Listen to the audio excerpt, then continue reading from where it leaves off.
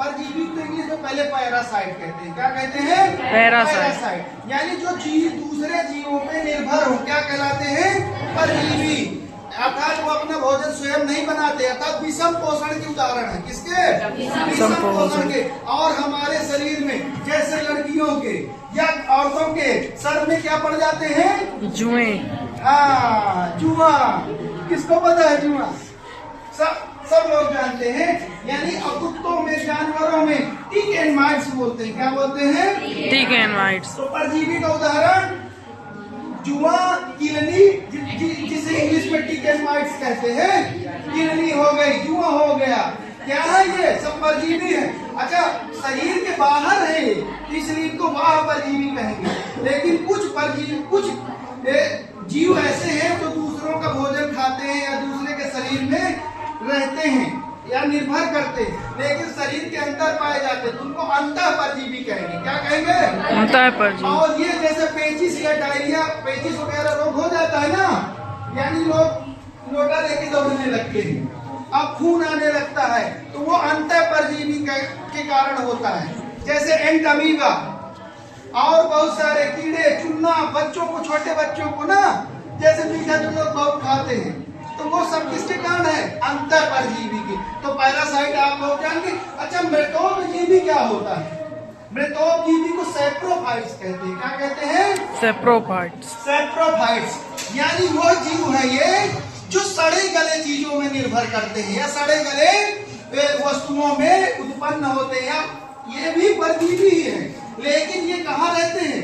सजीव के ऊपर नहीं, निर्जीव के या सड़े गले वस्तुओं को जो सड़ाते हैं या उनपे ग्रो होते हैं या उनपे उगते हैं। क्या? जैसे खीरा रख दिए, कोई कवक आ गया, विकसित हो गया, वो क्या कहलाएगा? मृतोपजीवी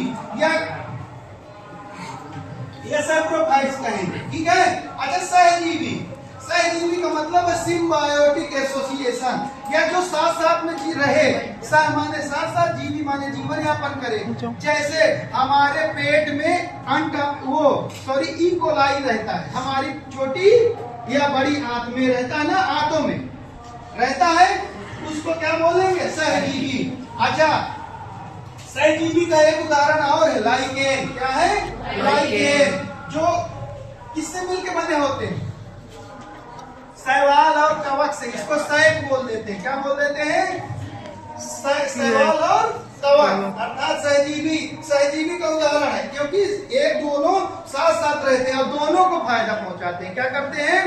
दोनों को फायदा पहुंचाते हैं। अच्छा, कुछ पौधे ऐसे होते हैं जो कीड़े मकोड़ों को खाते हैं। क्या कहते हैं? कीड़े मकोड़े। यानी अपना भोजन तो स्वयं बनाते हैं, लेकिन नाइट्रोजन तत्व की कमी को पूरा करने के लिए क्या करते हैं? नाइट्रोजन तत्व की कमी को पूरा करने के लिए कीड़े मकोड़े आदि को खाते हैं। क्या करते हैं? कीड़े मकोड़े आदि को खा लेते हैं। तो उनको क्या बोलेंगे? हम कीटभक्षी पौधे। क्या बोलेंगे? कीटभक्षी पौधे। ठीक है। तो उनको जो कीड़े मकोड़े खाए, जैसे घटपर्डी, उदाहरण लिख लो। क्या नाम है? घटपर्डी, यानी नेपेंथीज कहते हैं। क्या कहते हैं? हाँ, हम लैब में दिखाए थे, ऐसे घड़ा के आकार का रहता है, उसका ढक्कन बंद हो जाता है, जैसे कीड़े आते हैं, फिर वो मर जाते हैं। यानी वो अपना भोजन खाने के लिए, पेट भरने के लिए नहीं, नाइट्रोजन तत्व की कमी पूरा करने के लिए उस कीड़े मकोड़ों को आज को खाते हैं। ठीक है। अच्छा, प्रकाश संश्लेषण क्या है? यदि एक शब्दों में प्रकाश संश्लेषण को कहें तो यानी ये जैविक, भौतिक